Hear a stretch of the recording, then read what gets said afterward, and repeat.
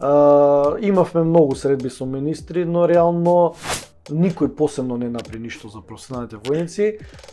Единствената работа што се изборивме за професионалните војници, која е огромна привилегија. Не бе прашувам партиски ВМРО не партиски. Стрикно дали некој ви помогнал конкретно или сите се исти. Со претходното раководство, со поранешната министерка Славјанка Петровска, направивме една измена на законот кој што беше наше барање, беше дискриминирачка таа работа и го објасниме проблемот и се прифати од нејзина страна. Тоа е што професионалните војници добија закупнина од првиот ден на вработување, што не беше претходно така.